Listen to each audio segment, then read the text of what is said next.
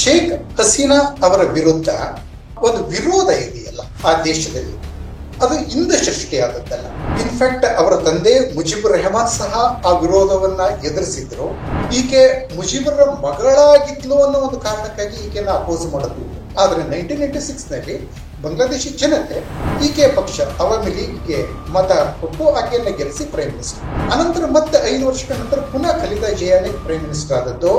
2009 ನಿಂದ ಕಂಟಿನ್ಯೂಸ್ ಆಗಿ ಆಕೆ ಪ್ರೈಮ್ ಮಿನಿಸ್ಟರ್ ಹಾಕೊಂಡೇ ಬಂದಿದ್ದಾರೆ. ಒಂದು ಸಂಪೂರ್ಣವಾಗಿ ಅವರದ ಹಿಡಿತದಲ್ಲಿ ಇರುವಂತ ಒಂದು ಆಮೇಲೆ ಬೇಯಿಸಬೇಕು ಅಂತ ಯಾಕೆ ಆತರ ಕೊಡುತ್ತೋ ಬೈಡನ್ ಸರ್ಕಾರ ಅದು ಗೊತ್ತಾಗೋದಿಲ್ಲ.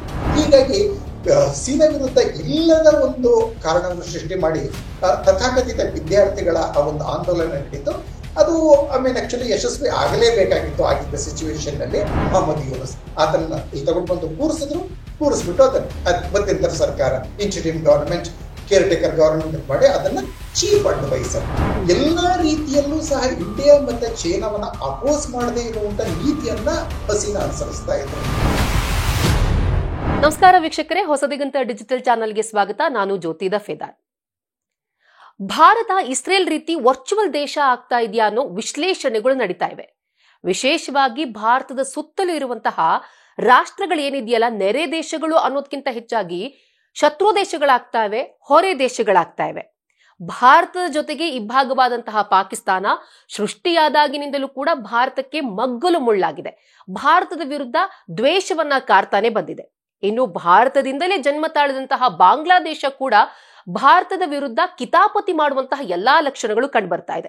ಇನ್ನೊಂದ್ ಕಡೆ ಶ್ರೀಲಂಕಾದಲ್ಲಿ ನಮ್ಮ ಅಧ್ಯಕ್ಷ ಚೀನಾ ಪರ ಧೋರಣೆಯನ್ನು ಹೊಂದಿರುವವರು, ಅಫ್ಘಾನಿಸ್ತಾನ, ಮಾಲ್ಡೀವ್ಸ್ ಹೀಗೆ ಸುತ್ತಮುತ್ತಲೂ ಕೂಡ ಶತ್ರು ವ್ಯೂಹವೇ ರಚನೆಯಾದಂತೆ ಕಾಣ್ತಾ ಇದೆ. ಇನ್ನು ಬಾಂಗ್ಲಾದೇಶದ ವಿಚಾರಕ್ಕೆ ಬರೋದಾದ್ರೆ ಇದು ನಿಜಕ್ಕೂ ಕೂಡ ಕನ್ಸರ್ನಿಂಗ್ ವಿಚಾರ. ಯಾವಾಗ ಶೇಖ್ ಹಸೀನಾ ಪದಚ್ಯುತಿ ಆಯ್ತೋ, ಶೇಖ್ ಹಸೀನಾ ಪದಚ್ಯುತಿ ಬಳಿಕ ಮೊಹಮ್ಮದ್ ಯೂನುಸ್ ಮಧ್ಯಂತರ ಅಧಿಕಾರವನ್ನ ಸ್ವೀಕರಿಸಿದ್ರು.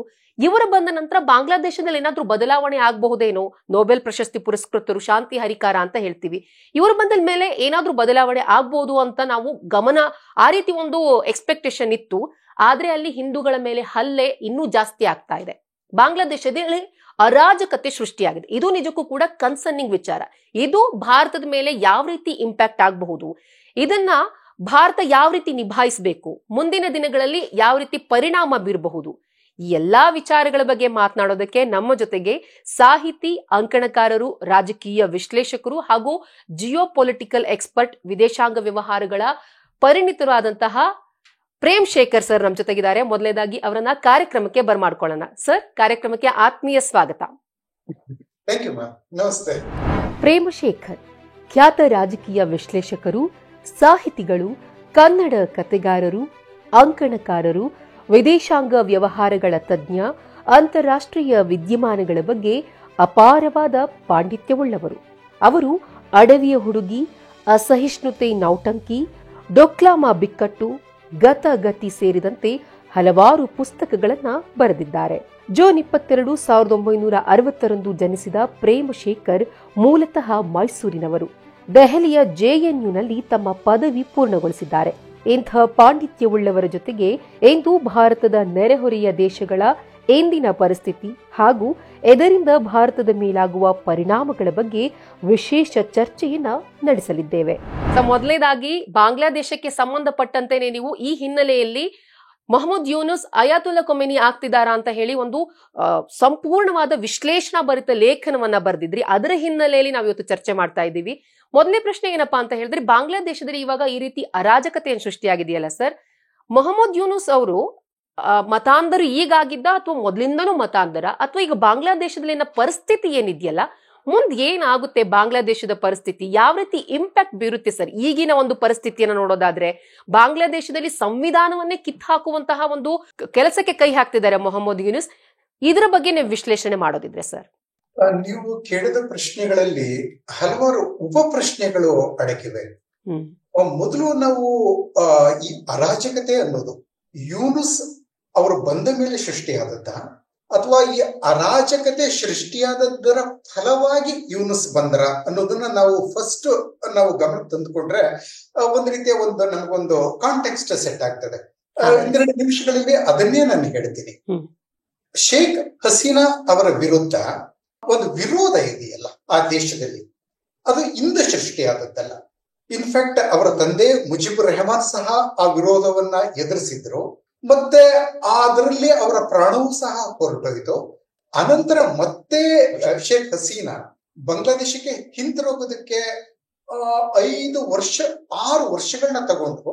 ಆಮೇಲೂ ಸಹ ಆಕೆ ಪ್ರಧಾನಿ ಆಗೋದಕ್ಕೆ 1996 ತನಕ ಕಾಯಬೇಕಾಯ್ತು. ಅಲ್ಲಿವರೆಗೆ ಮೊಹಮ್ಮದ್ ಇರ್ಷಾದ್ ಅವರ ಮಿಲಿಟರಿ ರೂಲ್, ಆಮೇಲೆ ಖಲೀದಾ ಜಿಯಾ ಅವರ ಬಾಂಗ್ಲಾದೇಶ ನ್ಯಾಷನಲಿಸ್ಟ್ ಪಾರ್ಟಿ, ಇದರ 5 ವರ್ಷದ ಆಡಳಿತ ಎಲ್ಲವೂ ಆದ್ಮೇಲೆ ಹೀಗಾಗಿ ಏನಾಗಿದೆ, ಈ ಹಸೀನಾಗೆ ಒಂದು ಆಕೆ ಮುಜೀಬ್ರ ಮಗಳು ಅನ್ನೋ ಒಂದು ಕಾರಣಕ್ಕೆ ಬಾಂಗ್ಲಾದೇಶಿ ಆರ್ಮಿನಲ್ಲೇ ಒಂದು ವರ್ಗ, ಮತ್ತೆ ಜಮಾತೆ ಇಸ್ಲಾಂ ಅಂದ್ರೆ ಪಾಕಿಸ್ತಾನದ ಪರವಾಗಿ ನಿಂತಿದ್ದಂತ ಒಂದು ಸಂಸ್ಥೆ 71 ಯುದ್ಧದಲ್ಲಿ, ಅದು ಅವೆರಡೂ ಸಹ ಆರ್ಮಿಯ ಒಂದು ಭಾಗ, ಮುಜೀಬ್ರನ್ನ ಕೊಂದದ್ದೇ ಆರ್ಮಿಯ ಒಂದು ಮುಖ್ಯ ಭಾಗ, ಜಿಯಾವುರ್ ರೆಹಮಾನ್ ಅವರ ನೇತೃತ್ವದ ಒಂದು ಭಾಗ, ಮತ್ತೆ ಪಾಕಿಸ್ತಾನದ ಪರವಾಗಿದ್ದಂತ ಜಮಾತೆ ಇಸ್ಲಾಂ. ಈಕೆ ಮುಜೀಬ್ರ ಮಗಳಾಗಿದ್ಲು ಅನ್ನೋ ಒಂದು ಕಾರಣಕ್ಕಾಗಿ ಈಕೆನ ಅಪೋಸ್ ಮಾಡೋದುಂಟು.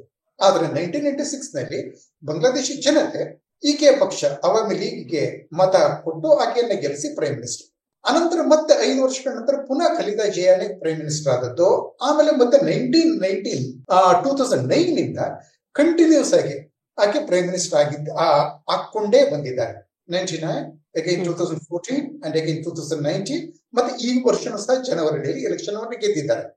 ಹೀಗಾಗಿ ಮತ್ತೆ ಈ ಒಂದು ಇಂಥ ಒಂದು ಸಿಚುವೇಶನ್ ಅಲ್ಲಿ, ಬಾಂಗ್ಲಾದೇಶದಲ್ಲಿರುವಂತಹ ಒಂದು ವೊಲಾಟೈಲ್ ಸಿಚುವೇಶನ್ ಅಲ್ಲಿ ಆಕೆ ಕೆಲವು ಡಿಕ್ಟಟೋರಿಯಲ್ ಮೆಜರ್ಸ್ ಅನ್ನ ತಗೊಂಡ್ರು.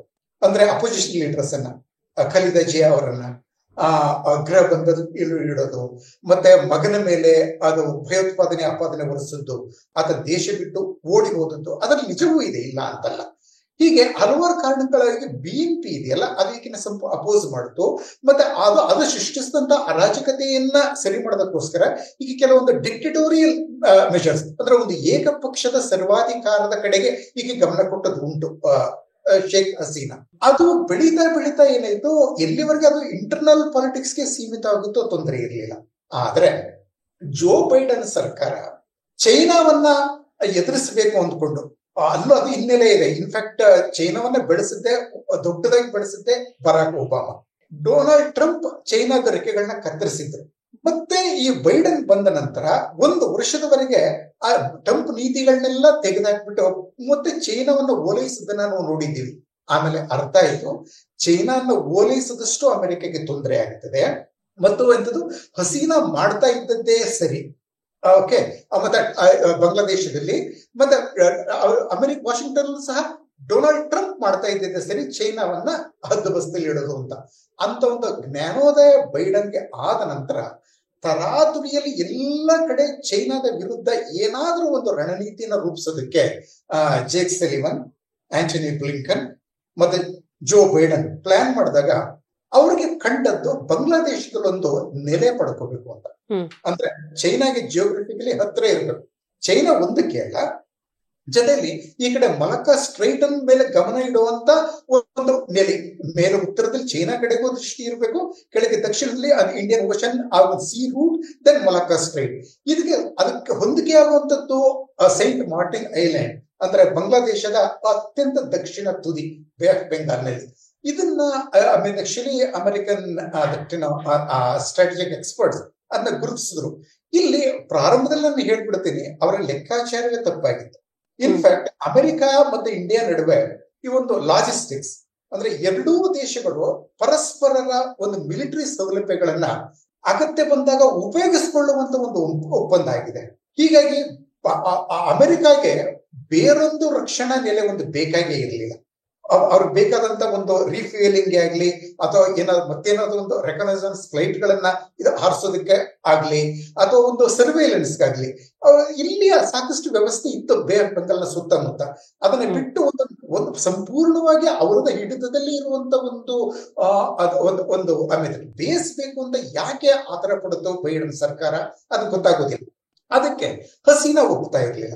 ಹಸೀನಾ ಏನಂತ ಒಂದು ಪ್ರಾಗ್ಮೆಟಿಕ್ ಪಾಲಿಸಿ. ಯಾಕೆ ಅಮೆರಿಕಾಗೆ ಒಂದು ಸೇನಾ ನೇನೆಯನ್ನು ಕೊಟ್ಟು ಬಿಟ್ರೆ ಇಂಡಿಯಾ ಸಹ ಅದನ್ನ ಇಷ್ಟಪಡಲಾರದು. ಇಂಡಿಯಾ ಅದನ್ನ ಬೇಡ ಅನ್ನೋದಿಲ್ಲ, ಆದ್ರೆ ಒಂದು ರೀತಿಯ ಅದನ್ನ ಮನಸ್ಫೂರ್ತಿ ಒಪ್ಪೋದಿಲ್ಲ ಇಂಡಿಯಾ.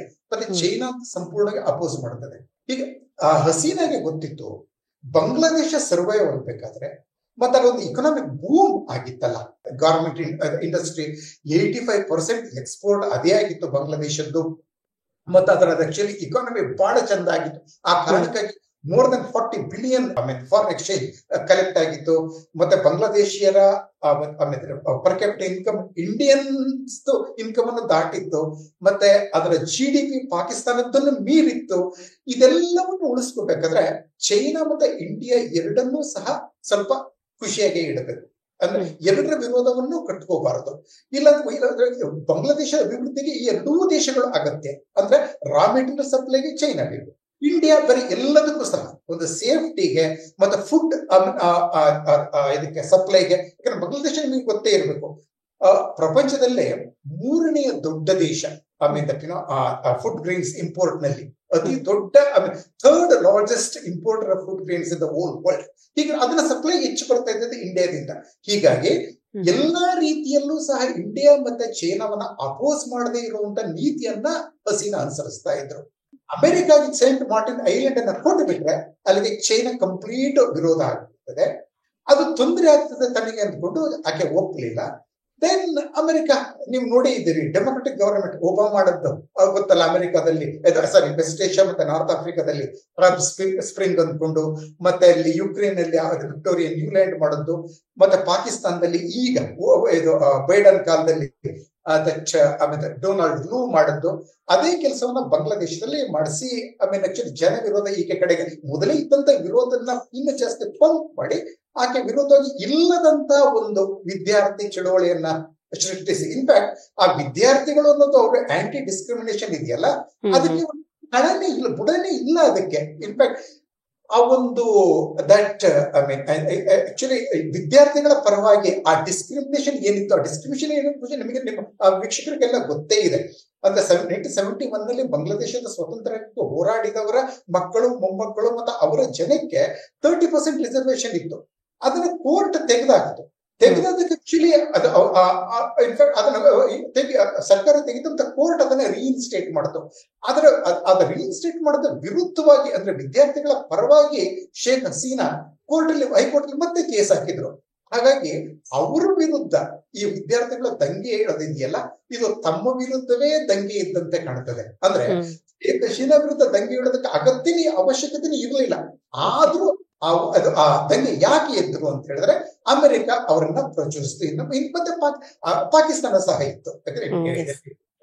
ಬಾಂಗ್ಲಾದೇಶದಲ್ಲಿ ಇಂಡಿಯಾದ ಇನ್ಫ್ಲೂಯೆನ್ಸ್ ನ ಕಡಿಮೆ ಮಾಡಬೇಕು ಅಂತ ಪಾಕಿಸ್ತಾನ ಸುತ್ತಲೂ ಎಲ್ಲ ಕಡೆ ಪ್ರಯತ್ನ ಪಡ್ತಾ ಇರುವಾಗ ಬಾಂಗ್ಲಾದೇಶದಲ್ಲಿ ಒಂದು ರೆಡಿಮೇಡ್ ಒಂದು ಸ್ಟೇಜ್ ಸಿಕ್ಕಿದಾಗ ಬಿಡ್ತದ, ಪಾಕಿಸ್ತಾನ ಸೇರ್ಕೊಳ್ತು. ಹೀಗಾಗಿ ಹಸೀನಾ ವಿರುದ್ಧ ಇಲ್ಲದ ಒಂದು ಕಾರಣವನ್ನು ಸೃಷ್ಟಿ ಮಾಡಿ ತಥಾಕಥಿತ ವಿದ್ಯಾರ್ಥಿಗಳ ಆ ಒಂದು ಆಂದೋಲನ ನಡೀತು. ಅದು ಆಕ್ಚುಲಿ ಯಶಸ್ವಿ ಆಗಲೇಬೇಕಾಗಿತ್ತು ಆಗಿದ್ದ ಸಿಚುವೇಶನ್ ನಲ್ಲಿ. ಹೀಗಾಗಿ ಯಶಸ್ವಿ ಆಗ್ಬಿಡ್ತು. ಆದ್ರೂ ಸಹ ಅಲ್ಲಿಗೆ ಶೇಖ್ ಹಸೀನಾ ಬಿಟ್ಟು ಹೊರಟ್ರೆ ಯಾರಿರ್ಬೇಕು? ಅಮೆರಿಕ. ಅದಾಗ್ಲೆ ಅಮೆರಿಕ ಅಂತ ನಾನು ಹೇಳೋದಿಲ್ಲ, ತಪ್ಪಾಗ್ತದೆ. ಬೈಡನ್ ಅಡ್ಮಿನಿಸ್ಟ್ರೇಷನ್ ಅಂತ ಹೇಳೋಣ, ಅದು ಇನ್ನೂ ಸರಿಯಾಗಿ ಹೇಳ್ಬೇಕು ಅಂತ ಹೇಳಿದ್ರೆ ಡೆಮೊಕ್ರೆಟಿಕ್ ಪಾರ್ಟಿ ಅಂತ ಹೇಳೋಣ, ಆಯ್ತಾ? ಅದು ಮೊದಲೇ ತಯಾರು ಮಾಡ್ಕೊಂಡಿದ್ದು ಮೊಹಮ್ಮದ್ ಯೂನುಸ್ ಅವರನ್ನ. ಮೊಹಮ್ಮದ್ ಯೂನುಸ್ ಅವರ ಗ್ರಾಮೀಣ ಬ್ಯಾಂಕ್ ಅನ್ನ ಎತ್ತಿ ನಿಲ್ಲಿಸಿದ್ದೆ, ಅದನ್ನ ಫಂಡ್ ಮಾಡಿದ್ದೆ ಬಿಲ್ ಕ್ಲಿಂಟನ್. ಅನಂತರ ಈ ಯೂನುಸ್ ಅವರ ವಿರುದ್ಧವಾಗಿ ಹಸೀನಾ ತಗೊಂಡಂತ ಎಲ್ಲಾ ಕ್ರಮಗಳನ್ನೂ ಸಹ ಒಂದು ವಿರೋಧಿಸಿ ಅಥವಾ ಹಸೀನಾ ಮೇಲೆ ಪ್ರೆಷರ್ ಹಾಕಿ ಆ ಒಂದು ಮೊಹಮ್ಮದ್ ಯೂನಿಸ್ ವಿರುದ್ಧ ಇವರು ತಗೊಂಡ ಎಲ್ಲ ಕ್ರಮವನ್ನ ತೆಗೆದಾಕೋಕೆ ಒತ್ತಡ ಹೇರಿದ್ದು ಒಬಾಮಾ ಕಾಲದಲ್ಲಿ ಹಿಲರಿ ಕ್ಲಿಂಟನ್ ಆಗಿನ ಸೆಕ್ರೆಟರಿ ಸ್ಟೇಟ್ ಆಗಿದ್ದದ್ದು. ಸೊ ಹೀಗಾಗಿ ಆತ ಅಮೆರಿಕದ ಮನುಷ್ಯ, ಈಗಲಿಂದಲಲ್ಲ 90ರ ದಶಕದಿಂದಲೇ. ಹೀಗಾಗಿ ಆತನನ್ನ ಕೂರಿಸಿದ್ರೆ ಅಮೆರಿಕದ ಎಲ್ಲ ಆಶೋತ್ತರಗಳು ನೆರವೇರ್ತವೆ. ಬಾಂಗ್ಲಾದೇಶದಲ್ಲಿ ಸೈಂಟ್ ಮಾರ್ಟಿನ್ ಐಲ್ಯಾಂಡ್ ಸಿಗ್ತದೆ, ಎಲ್ಲವೂ ಸಿಗ್ಬಿಡ್ತದೆ. ಹೀಗಾಗಿ ಆತನನ್ನ ಪ್ಯಾರಿಸ್ ನಿಂದ ಎತ್ಕೊಂಡು ಬಂದು ಇಲ್ಲಿ ಕೂರಿಸಿತು. ಓಕೆ, ಹೀಗಾಗಿ ಏನಾಗಿದೆ, ಆ ಮೊದಲು ನಮಗೆ ಪ್ರಾರಂಭದಲ್ಲಿ ಕಂಡಾಗ ಹಸೀನಾ ವಿರುದ್ಧದ ಒಂದು ಹೋರಾಟದಲ್ಲಿ ಪ್ರಾರಂಭಿಕ ಜಮಾತೆ ಇಸ್ಲಾಮಿ ಆಗ್ಲಿ ಅಥವಾ ಸೇನೆಯ ಒಂದು ಭಾಗ ಆಗ್ಲಿ ಆ ಒಂದು ಅಪೋಸ್ ಮಾಡುದು, ಹಸೀನನ್ನ ಅಪೋಸ್ ಮಾಡೋದ್ರಲ್ಲಿ ಆ ಒಂದು ಯೂನುಸ್ ಪಾತ್ರ ಇರಲಿಲ್ಲ. ಅವರಲ್ಲಿ ಒಂದು ಸ್ಟೇಜ್ ನಲ್ಲಿ ಇರ್ಲಿಲ್ಲ. ಆದ್ರೆ ಒಂದ್ಸಲ ಹಸೀನಾ ಹೋದ್ಮೇಲೆ ಮತ್ತೆ ಅದನ್ನ ಹಸೀನಾನ ಅಲ್ಲಿಂದ ಹೊರಪಡಿಸೋದಕ್ಕೆ ಅಮೆರಿಕ ಪ್ಲಾನ್ ಮಾಡಿದ್ಮೇಲೆ ಅಮೆರಿಕದ ಮನುಷ್ಯನೇ ಢಾಕಾದಲ್ಲಿ ಇರ್ಬೇಕಾಯ್ತು. ಅದು ಮೊದಲಿಂದ 90s ತಯಾರು ಮಾಡಿದ್ದಂತ ಮೊಹಮ್ಮದ್ ಯೂನುಸ್ ಅದನ್ನ ಇಲ್ಲಿ ತಗೊಂಡು ಬಂದು ಕೂರಿಸ್ಬಿಟ್ಟು ಅದನ್ನ ಮತ್ತೆಂತರ ಸರ್ಕಾರ interim government care taker government ಮಾಡಿ ಅದನ್ನ ಚೀಫ್ ಅಡ್ವೈಸರ್ ಅಂದ್ರೆ ಅನ್ನೋ ರೀತಿ ಮಾಡಿ ಕೂರಿಸಿದ್ರು. ಹೀಗಾಗಿ ಆ ಒಂದು ಅರಾಜಕತೆಯ ಫಲ ಇದೆಯಲ್ಲ, ನೆಪೋಲಿಯನ್ ನಾವು ಹೇಳ್ತೇವೆ ಕ್ರಾಂತಿಯ ಕೂಸು ಅಂತ ಹೇಳ್ತಾರೆ, ಫ್ರೆಂಚ್ ಕ್ರಾಂತಿಯ ಶಿಶು, ಕ್ರಾಂತಿಯಲ್ಲಿ ಆತ ಹುಟ್ಟಿದ ಅಂತ. ಈ ನಾವು ಯೂನುಸ್ ಅವರನ್ನ ಬಾಂಗ್ಲಾದೇಶದ ಆಂದೋಲನದ ಶೇಖ್ ಹಸೀನಾ ವಿರುದ್ಧದ ಆಂದೋಲನದ ಶಿಶು ಅಂತ ನಾವು ಕರೀಬಹುದು. ಆಂದೋಲನದ ಪರವಾಗಿ ಈತನ ಅಮೆರಿಕ ತಂದು ಕೂರಿಸಿದೆ. ಅಮೆರಿಕ ಇದುವರೆಗೆ ತನ್ನ ಅನುಕೂಲಕ್ಕಾಗಿ ಎಷ್ಟು ದೇಶಗಳಲ್ಲಿ ಸರ್ಕಾರಗಳನ್ನ ಬದಲಾಯಿಸಿದೆ, ಆ ದೇಶಗಳ ಗತಿನ ನೋಡಿ ಎಲ್ಲಾದ್ರೂ ಶಾಂತಿ ಇದೆ. ಹೀಗಾಗಿ ಆ ಅಮೆರಿಕ ಕೈ ಹಾಕಿದ ಕಾಲಿಟ್ಟ ಯಾವ ದೇಶದಲ್ಲೂ ಸಹ ಪ್ರಜಾಪ್ರಭುತ್ವ ಬಂದಿಲ್ಲ. ಆ ದೇಶಗಳೆಲ್ಲ ಅನಾರ್ಕಿ ಕಡೆ ಒತ್ತಗಿವೆ. ಬಾಂಗ್ಲಾದೇಶದ ಒಂದು ಅಗಾಧ ಕಡಿಮೆ ಕೂಲಿಗೆ ದುಡಿಯಬಲ್ಲಂತ ಒಂದು ಅಗಾಧ ಕೂಲಿಕಾರರ ಸೇನೆಯನ್ನು ಪ್ರಪಂಚದಲ್ಲೇ 2ನೇ ಅತಿ ದೊಡ್ಡ ಗಾರ್ಮೆಂಟ್ಸ್ ಉತ್ಪಾದಕ ದೇಶವಾಗಿ ಬೆಳೆಯಿತು. ಅವಾಮಿ ಲೀಗ್ ಜೊತೆ ಸಂಪರ್ಕ ಇಟ್ಕೊಂಡಿದ್ದಂತ 3 ಅತಿ ದೊಡ್ಡ ಗಾರ್ಮೆಂಟ್ ಇಂಡಸ್ಟ್ರಿ ಗ್ರೂಪ್ಗಳು ಅವುಗಳು ದಾಳಿಗಳು.